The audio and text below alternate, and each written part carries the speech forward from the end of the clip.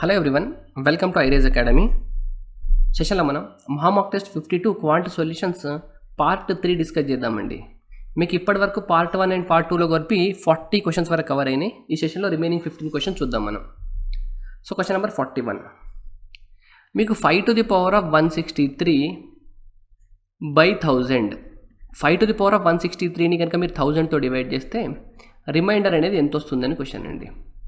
ఇప్పుడు ఈ క్వశ్చన్ని మనం ఎలా సాల్వ్ చేయాలంటే, ఇక్కడ ఈ 1000ని 5 to the power of 163ని ఎక్కడి వరకు క్యాన్సిల్ అవుతుందో ఫస్ట్ అక్కడ క్యాన్సిల్ చేయండి.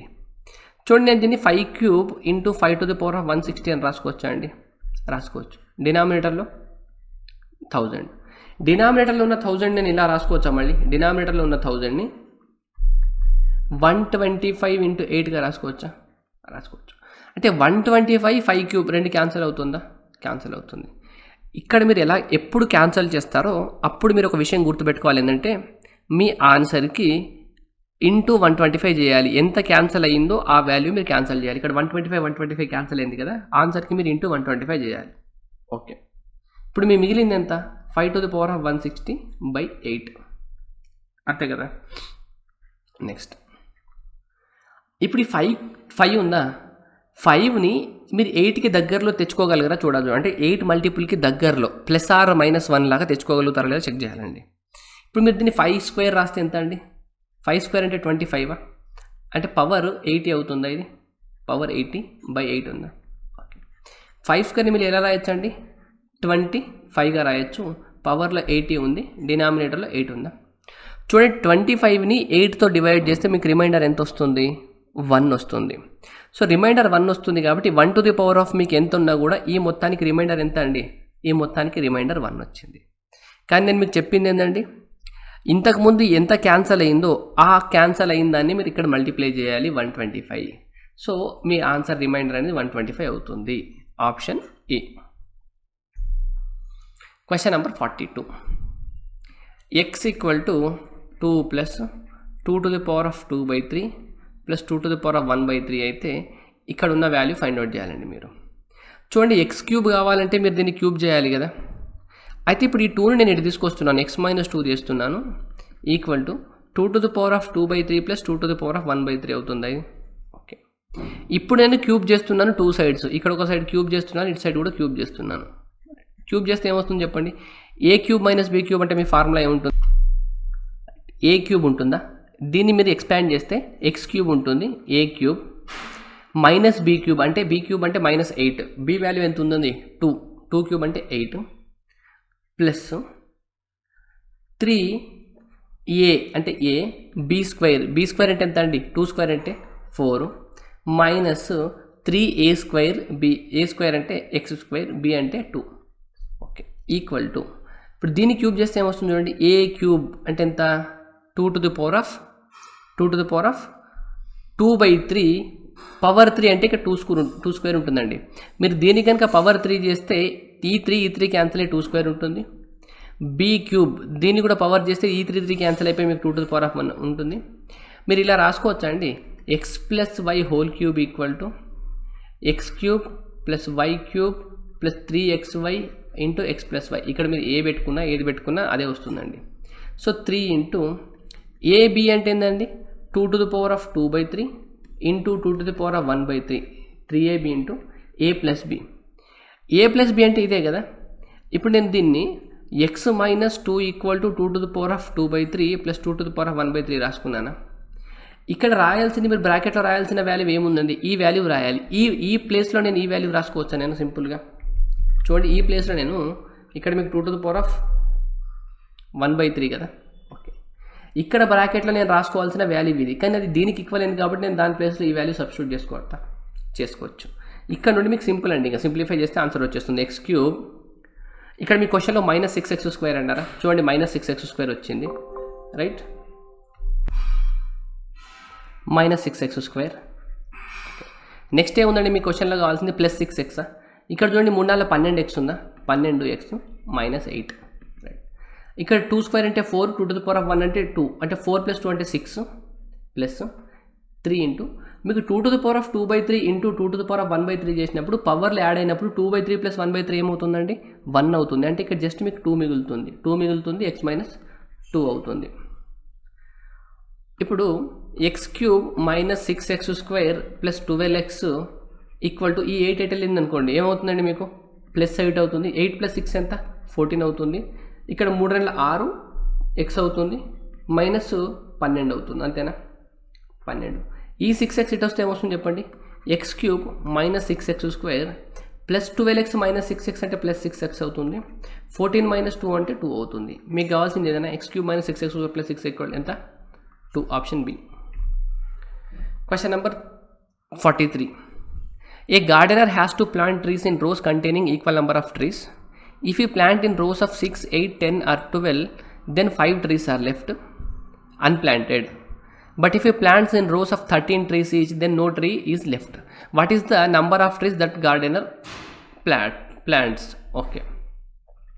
క్వశ్చన్ చాలా సింపుల్గా ఇచ్చినారండి. ఒక తోటమాలి అన్ని వరుసల్లో సమాన సంఖ్యలో చెట్లు నాటాలి. ఒకవేళ ప్రతి వరుసలో 6, 8, 10 లేదా 12 చెట్లు నాటితే అతని దగ్గర 5 చెట్లు మిగులుతున్నాయి. కానీ ప్రతి వరుసలో 13 చెట్లు నాటితే అతని దగ్గర ఏమీ మిగిలేవు. అయితే తోటమాలి దగ్గర ఎన్ని చెట్లు ఉన్నాయి చూడండి. అతను కొన్ని వరుసల్లో చెట్లు నాటుతున్నాడంట. ప్రతి వరుసలో కనుక 6, 8, 10, 12 చెట్లు నాటుతున్నాడు అనుకోండి. అతని దగ్గర ఎన్ని చెట్లు మిగులుతాయండి 5 మిగులుతున్నాయంట. ఒకవేళ ప్రతి వరుసలో 13 చెట్లు నాటితే అతని దగ్గర చెట్లు ఏం మిగలట్లేవు కదా. అంటే మీ ఆన్సర్ 13 ఇంటూ సంథింగ్ అవ్వాలని అర్థమవుతుందా అండి. చెక్ చేయండి 13 ఇంటూ సంథింగ్ ఏముందో. ఇది చూడండి 13 ముళ్ళ 39 అంతే కదా. 39 అంటే 9 మిగులుతుంది. ఇది క్యాన్సిల్ అవుతుందా 13 మల్టిపుల్ కాదు ఇది. 13 5లు ఎంత అండి 65. 65 అంటే ఇక్కడ ఎంత మిగులుతుంది 75. సో 75 13లో క్యాన్సిల్ అవ్వదు.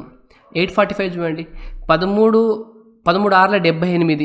78 తర్వాత మీకు 6 మిగులుతుంది 13 5ల చూడండి ఇది 65ల అవుతుంది. సో ఆప్షన్ సి మీకు ఆన్సర్ అయ్యే ఛాన్స్ ఉంది.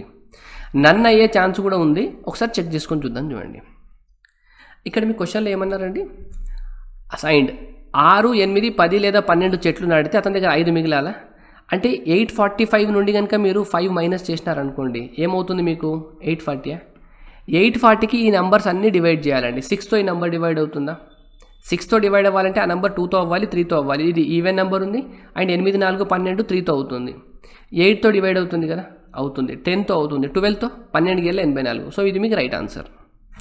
మీకు ఆన్సర్ ఎలా ఉంటుందంటే 6, 8, 10 లేదా 12 చెట్లు నాటినప్పుడు ప్రతి రోలో ప్రతిసారి మీకు 5 మిగిలిపోతున్నాయంటే మీ ఆన్సర్ ఎలా ఉండాలంటే LCM ఆఫ్ 6, 8, 10, 12 ఇంటూ K + 5 అవ్వాలండి మీ ఆన్సర్. మీకు ట్రెడిషనల్ మెథడ్లో కావాలనుకుంటే మీ ఆన్సర్ LCM ఆఫ్ 6, 8, 10, 12 + K కావాలి. 6, 8, 10, 12కి LCM ఎంత అండి 120.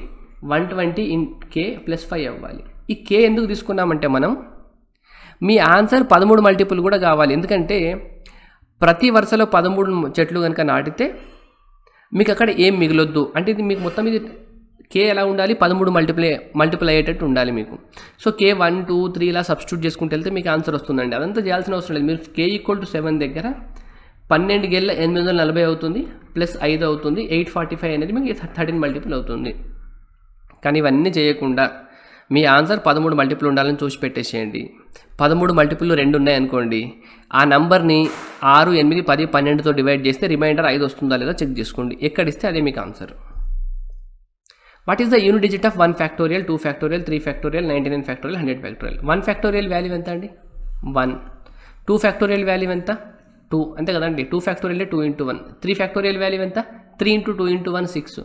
4 ఫ్యాక్టోరియల్ వాల్యూ మీకు 24. 5 ఫ్యాక్టోరియల్ వాల్యూ మీకు 120 అండి. 6 ఫ్యాక్టోరియల్ వాల్యూ మీకు 720. దీని తర్వాత ప్రతి నెంబర్ వచ్చేదాని యూనిట్ డిజిట్ 0 ఉంటుంది. అంటే ఇక్కడ నుండి ప్రతి నెంబర్కి యూనిట్ డిజిట్ 0 ఉంటుంది. 24 + 6 చేస్తే యూనిట్ డిజిట్ ఎంత 30. Unit digit 0. ఈ రెండింటిని యాడ్ చేస్తే యూనిట్ డిజిట్ ఎంత 3. సో మీకు మొత్తానికి యూనిట్ డిజిట్ ఎంత రావాలండి 3 రావాలి. Option A. Find the sum of the even divisors of 96 and the sum of odd divisors of 3600. అంటే ఇప్పుడు మీకు 96కి సరిభాజకాలు ఉంటాయి కదా some of even divisors okay. మళ్ళీ 3600కి సమ్ ఆఫ్ ఆడ్ డివైజర్స్ ఈ రెండు కనుక్కొని వీటిని యాడ్ చేయాలి. ఇప్పుడు వీటిని ఎలా కనుక్కుందామో మనం చూద్దాం ఒకసారి. ఇప్పుడు వీటిని ఫైండ్ అవుట్ చేయాలంటే మీరు ఏం చేయాలంటే ఫస్ట్ 96ని మీరు ఫ్యాక్టరైజేషన్ చేయండి. ఇది ఎంత ఉందండి? 6 మల్టిపుల్ ఉందా?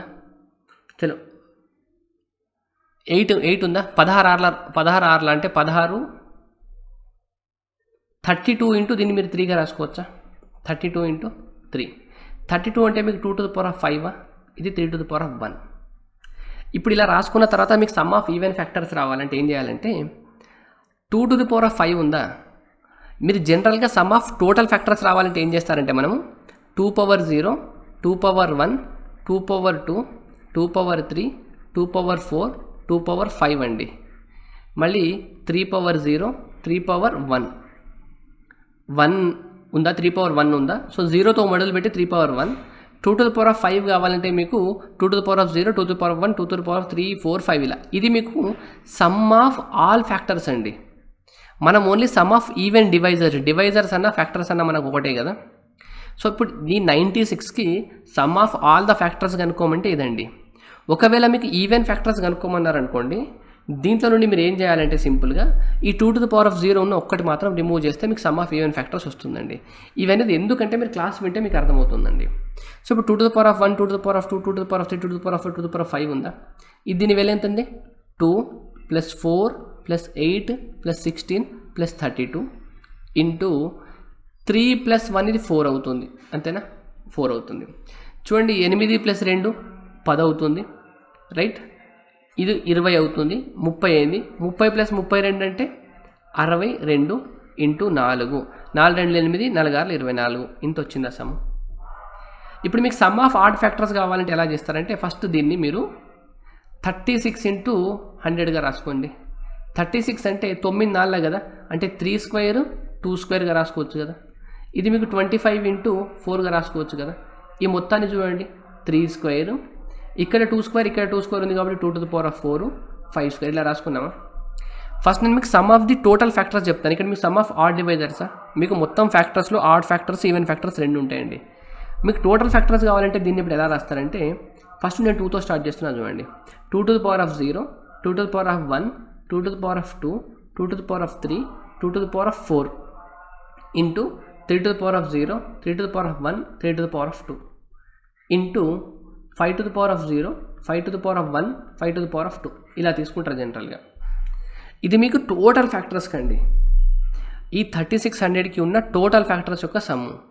మీకు ఓన్లీ ఆడ్ ఫ్యాక్టర్సే కావాలంటే మీరు ఏం చేయాలంటే ఈ ఈవెన్ టర్మ్స్ ఉన్నాయి ఇవన్నీ తీసేయాలి. ఈవెన్ టర్మ్స్ ఉన్నాయి ఇవన్నీ తీసేయాలి మీకు. ఇది ఇప్పుడు సమ్ ఆఫ్ ఆడ్ ఫ్యాక్టర్స్ యొక్క సమ్ అండి. ఇప్పుడు ఎంత వస్తుంది చూడండి. ఇది 3 to the power of 0 అంటే 1 + 3 + 9, ఓకే. ఇదెంత? 1 + 5 + 25, 31 అయింది ఈ సమ్. ఈ సమ్ చూడండి 13 అయింది. సో ఇంటూ చేస్తే ఎంత ఉంటుంది? 13 13, 1 క్యారీ వస్తుంది. 13 × 3 39, 1 క్యారీ వచ్చింది కాబట్టి 43. సో మీకు అడిగింది 248కి 403కి సమ్ ఎంత అని అడిగినారండి. సో యూనిట్ డిజిట్ 8 + 3 1 అవ్వాలి. 4కి యూనిట్ డిజిట్ వచ్చింది, మనకి క్యారీ వచ్చింది 1 యాడ్ చేస్తే 5 అవుతుంది. 2 + 4 6. సో 651 మీకు right answer. Question number 46. What is the least number which when divided by 12, 18, 36 and 46 leaves remainder 8, 14, 32 and 41 respectively?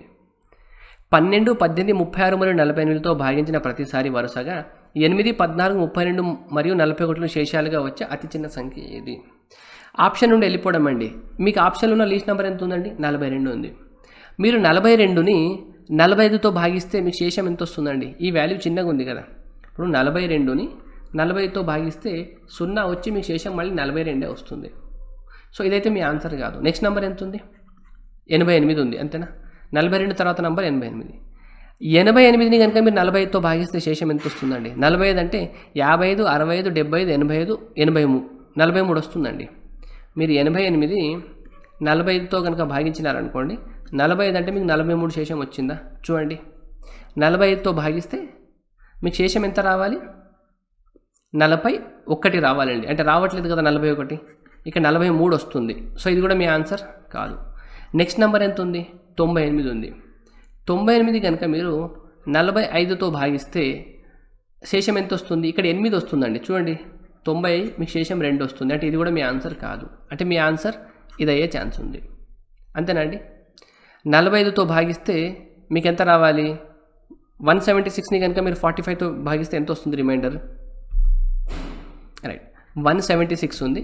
దీన్ని మీరు 45తో భాగించినారనుకోండి, 45 × 3 టైమ్స్ అంటే ఎంత అవుతుందండి? 135 అవుతుంది. సో 1 మిగులుతుంది, 41 మిగులుతుంది. వచ్చిందా రిమైండర్? సో మీరు డైరెక్ట్గా 176 ఆన్సర్ మార్చేయచ్చు మీరు. క్వశ్చన్ నెంబర్ 47 సింప్లిఫికేషన్ అండి. మీకు 1/5 ప్లస్ 999 494/495 × 99 అండి. ఇప్పుడు ఈ నెంబర్ని నేను ఇలా రాసుకోవచ్చు అండి. 1/5 ప్లస్ ఇప్పుడు నేను 2 1/3 అనే ఫ్రాక్షన్ని, ఇది మిక్స్డ్ ఫ్రాక్షన్ని 2 + 1/3గా రాసుకోవచ్చా? సిమిలర్గా నేను దీన్ని 999 + 494/495గా రాసుకోవచ్చా అండి? రాసుకోవచ్చు కదా. ఓకే, ఇక్కడ ఇంటూ 99 ఉంది కాబట్టి ఇంటూ 99 మీకు 1/5 ప్లస్, మీరు దీన్ని అబ్జర్వ్ చేస్తే ఇది 999 ఉందా? 999 ఉంది. 495 ఉందా? 494ని 495 - 1గా రాసుకోవచ్చా? 495 ఇక్కడ చూడండి, 494ని 495 - 1గా రాసుకోవచ్చు కదా, into 99. So 1/5 plus 999 plus 495 cancel అయితే 1 వస్తుంది, మైనస్ మీకు 1/495 వస్తుంది. అంతేనండి, ఇంటూ 99.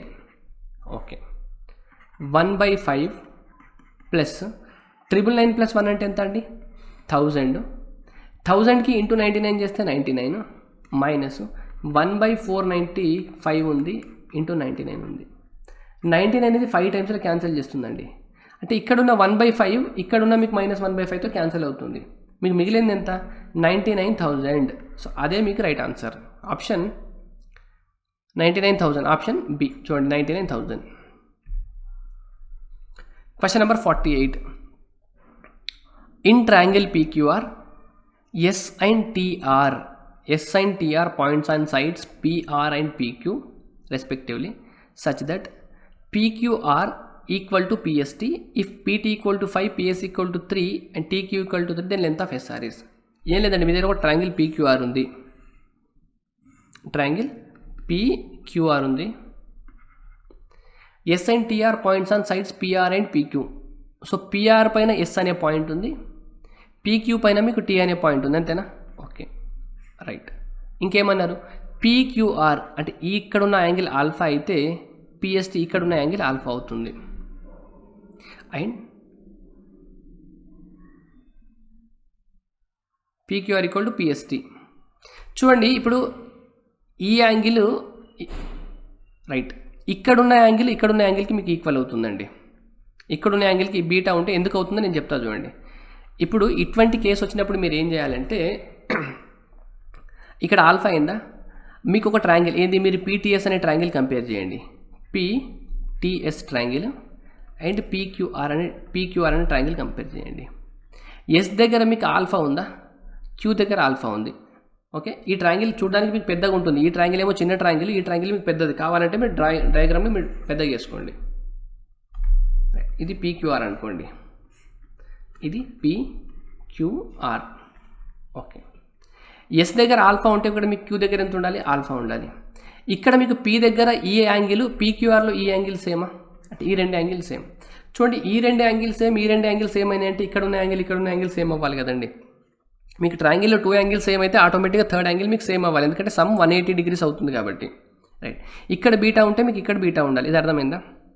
దీన్ని బట్టి అబ్జర్వ్ చేస్తే ఏంటంటే, మీకు PTS PQRలో మీకు సిమిలర్ ట్రయాంగిల్ అంటే మీకు ఫర్ ఎగ్జాంపుల్ చెప్తాను చూడండి, PST ఈ సిమిలర్ టు PQR అండి. ఎందుకంటే P దగ్గర ఉన్న యాంగిల్కి ఈక్వల్ అయింది, S దగ్గర ఉన్న యాంగిల్ Q దగ్గర ఉన్న యాంగిల్కి ఈక్వల్ అయింది, S ఉన్న యాంగిల్ Qకి ఈక్వల్ అయింది, T దగ్గర ఉన్న యాంగిల్ Rకి ఈక్వల్ అయింది. కాబట్టి ఈ రెండు సిమిలర్ ట్రయాంగిల్స్ అయినాయి మీకు. ఇలా సిమిలర్ ట్రయాంగిల్స్ ఉన్నప్పుడు మీరు ఏం చేస్తారు? సైడ్స్ రేషియో తీసుకుంటారు కదా. సో ఇటువంటి క్వశ్చన్స్ని, ఈ రకమైన ట్రయాంగిల్ క్వశ్చన్స్ని మీరు ఎలా చేయొచ్చు అంటే సింపుల్గా నేను చెప్తా చూడండి. ఇప్పుడు మీ క్వశ్చన్లో PT ఈక్వల్ ఎంత ఇచ్చినారండి? 5 ఇచ్చినారు. PS ఈక్వల్ ఎంత ఇచ్చినారు? 3 ఇచ్చినారు. రైట్, TQ ఈక్వల్ ఎంత ఇచ్చినారు? 3 ఇచ్చినారు. అండ్ SR ఈక్వల్ ఎంత అంటే SR వాల్యూ X అనుకుంటే X వాల్యూ ఎంత అని అడిగినారండి. ఈ క్వశ్చన్కి నేను సింపుల్గా చెప్తాను చూడండి. 5 ఇంటూ ఈ మొత్తం లెంత్ అండి 5 + 3 ఎంత 8 ఈక్వల్ టు ఈ లెంత్ ఎంత 3 ఇంటూ మొత్తం లెంత్ ఎంత 3 + x. ఈ వాల్యూ చేస్తే మీకు x వస్తుందండి. అంటే 540 equal to 9 + 3x. So 3x equal to ఎంత అండి 31, x equal to 31/3. So option ఎంత ఉంది మీకు సి ఉంది. ఆప్షన్ ఎంత సి. అంటే ఈ క్వశ్చన్ మీరు మెథడ్ వాడి చేసినారనుకోండి ఎలా అంటే మీకు ఆల్ఫాకి ఆపోజిట్లో 5 ఉంది కాబట్టి ఇక్కడ ఆల్ఫాకి ఆపోజిట్లో 3 + x అని మీరు మెథడ్ వాడి చేస్తే మాత్రం మీకు కొంచెం టైం పడుతుంది.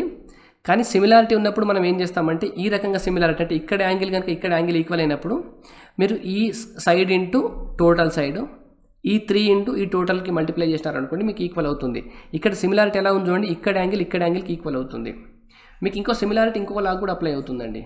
ఇక్కడ టీటా ఉంటే ఇక్కడ టీటా ఉంటుంది, ఇక్కడ ఆల్ఫా ఉంటే ఇక్కడ ఆల్ఫా ఉంటుంది, అండ్ ఇక్కడ బీటా ఉంటే ఇక్కడ బీటా ఉంటుంది. ఆ కేసులో ఏమవుతుందండి మీకు ఈ రేషియో బై ఈ రేషియో అంటే ఫర్ ఎగ్జాంపుల్ ఇది ఏబీసీ ఇక్కడ పీక్యూ ఉందనుకోండి, అప్పుడు మీకు AP by BP equal to AQ by CQ అవుతుంది. ఇవన్నీ మీకు క్లాస్లో అర్థమవుతాయండి కాన్సెప్ట్స్ వింటే. The ratio of number of sides of 2 regular polygons is 5:6 and the ratio of their each interior angle is 24:25. then the number of sides of these two polygons are. రెండు సాధారణ బహుభుజాల సంఖ్య నిష్పత్తి 5:6 మరియు వాటి ప్రతి అంతర్గత కోణాల నిష్పత్తి 24:25. అయితే ఆ రెండు బహుభుజాల భుజాల సంఖ్య ఎంత? ఇక్కడ చూడండి, మీకు రెగ్యులర్ పాలిగన్స్ అంటే నాకు తెలిసి సాధారణ అనకున్నచ్చండి. రెండు క్రమ బహుభుజాలు అంటారు అనుకుంటున్నాను నేను తెలుగులో, నాకు కొంత షూర్ లేదు. రెండు క్రమ బహుభుజాల సంఖ్య నిష్పత్తి భుజాల సంఖ్య నిష్పత్తి అని రావాలి ఇక్కడ 5:6. ఓకే, నేను క్వశ్చన్ ఎక్స్ప్లెయిన్ చేస్తా చూడండి. మీ దగ్గర రెగ్యులర్ పాలిగన్స్ ఉన్నాయండి. రెగ్యులర్ పాలిగన్స్ యొక్క సైడ్స్ ఎలా ఉన్నాయంటే 5:6 రేషియోలు ఉన్నాయి. అంటే సైడ్ ఒకదాన్ని 5x అయితే ఇంకో దాని సైడ్ 6x అవ్వాలి. ఇప్పుడు ఈ రెగ్యులర్ పాలిగన్స్ యొక్క ఈచ్ ఇంటీరియర్ యాంగిల్ ఉంటుంది చూసినారా, ఈచ్ ఇంటీరియర్ యాంగిల్స్ యొక్క రేషియో మీకు 24:25 అన్నారు. అయితే ఈ రెగ్యులర్ పాలిగన్స్ యొక్క సైడ్స్ ఎంత ఉండాలన్నారండి. ఇప్పుడు మీకు ఈచ్ ఇంటీరియర్ యాంగిల్కి ఫార్ములా ఏముంటుందండి? ఫర్ ఎగ్జాంపుల్ n అనేది సైడ్స్ అనుకున్నారనుకోండి, n నెంబర్ ఆఫ్ సైడ్స్ ఉంటే టోటల్ యాంగిల్ ఏమో n - 2 × 180 అవుతుంది.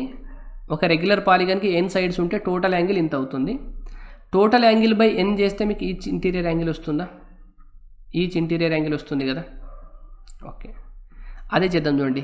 మీ నెంబర్ ఆఫ్ సైడ్స్ 5x అనుకున్నారనుకోండి, ఇప్పుడు దీనికి 5x - 2 × 180 చేస్తే ఏమొస్తుందండి మీకు? 5x - 2 × 180 చేస్తే ఏమొస్తుంది మీకు? ఇది మీకు టోటల్ యాంగిల్ వస్తుంది ఈ రెగ్యులర్ పాలిగన్కి. బై 5x చేస్తే ఏమొస్తుందండి? నెంబర్ ఆఫ్ సైడ్స్ చేస్తే ఈచ్ ఇంటీరియర్ యాంగిల్ వస్తుందా? సిమిలర్గా 6x - 2 × 180 చేస్తేనేమో టోటల్ యాంగిల్ వస్తుంది. బై 6x చేస్తే ఈచ్ ఇంటీరియర్ యాంగిల్ వస్తుందా? ఇప్పుడు ఒక రెగ్యులర్ పాలిగన్కి ఏమో ఇది ఈచ్ ఇంటీరియర్ యాంగిల్, ఇంకొక రెగ్యులర్ పాలిగన్కి ఏమో ఇది ఈచ్ ఇంటీరియర్ యాంగిల్. ఈ రెండింటి యొక్క రేషియో మీకు 24:25 అన్నారండి. ఇప్పుడు క్యాన్సిల్ చేస్తే మీకు x వాల్యూ ఈజీగా వచ్చేస్తుంది. చూడండి, 180 క్యాన్సిల్ అవుతుంది, x క్యాన్సిల్ అవుతుంది, అంతేనా? ఇప్పుడు మీకు ఏం మిగులుతుంది దీంట్లో? 5x - 2 ఉంటుంది. ఇక్కడున్న 6 మీకు పైకి వస్తుందండి. ఓకే, ఇక్కడ 5 మిగులుతుంది, 6x - 2 అవుతుంది, అంతేనా? Equal to 24/25. అంటే ఇది 6 × 4 = 24 క్యాన్సిల్ అవుతుంది, 5 × 5 = 25 అవుతుంది. మళ్ళీ సింప్లిఫై చేస్తే 5 × 5 = 25x - 10 అవుతుంది. ఈక్వల్ టు ఇక్కడ 4 × 6 = 24x - 8 అవుతుంది, అంతేనా? 25 - 24 చేస్తే ఎంత వస్తుందండి? 25 - 24 చేస్తే x వస్తుంది. ఇది +10 అవుతుంది. అక్కడ 10 - 8 అంటే 2 అవుతుంది. అంటే x వాల్యూ ఎంత అవుతున్నట్టు? 2 అవుతున్నట్టు. సో ఇప్పుడు మీకు ఇక్కడ సైడ్స్ రేషియో ఎలా ఉన్నాయండి? 5:6. మీరు 5x 6x అనుకున్నారు కాబట్టి x వాల్యూ మీకు 2 వచ్చింది కాబట్టి ఇది 10 12 అవ్వాలి sides. Option C. Question number 50. AB = 8 and CD = 6 cm are two parallel chords on the same sides of a center of circle. The distance between them is 1 cm. The radius of the circle is. ఒక వృత్తంలో కేంద్రం నుండి ఒకవైపు గల రెండు సమాంతర జాల పొడవులు AB = 8 మరియు CD = 6 సెంటీమీటర్లు. వాటి మధ్య దూరం 1 సెంటీమీటర్ అయితే ఆ వృత్తం యొక్క వ్యాసార్థం ఎంత? ఇక్కడ చూడండి మీరు ఒక సర్కిల్ ఉందా, సర్కిల్కి ఇది సెంటర్ అండి. ఏబీ ఈక్వల్ టు 8 సెంటీమీటర్స్ అన్నారు, సిడి ఈక్వల్ 6 సెంటీమీటర్స్ అన్నట్టు. అంటే సెంటర్కి దగ్గరలో ఉన్న జా పొడవు ఎక్కువ ఉంటుందండి. అయితే ఇది ఏబీ అనుకున్నారనుకోండి, ఇక్కడ మీకు 90 డిగ్రీస్ డ్రా చేస్తే ఇది మీకు 4 అవ్వాలి. సిమిలర్గా ఇది సిడి అనుకున్నారనుకోండి, ఇక్కడ నుండి ఇక్కడికి పర్పెండిక్యులర్ డ్రా చేస్తే టోటల్ 6 కాబట్టి ఇది 3 అవ్వాలా, ఇది 3 అవుతుంది, ఇది 4 అవుతుంది. రైట్. ఇంకేమన్నారండి, ఈ రేడియస్ కనుక్కోమన్నారండి మీకు. ఎంత? ఈ radius distance between them is 1 radius కనుక్కోమన్నారు.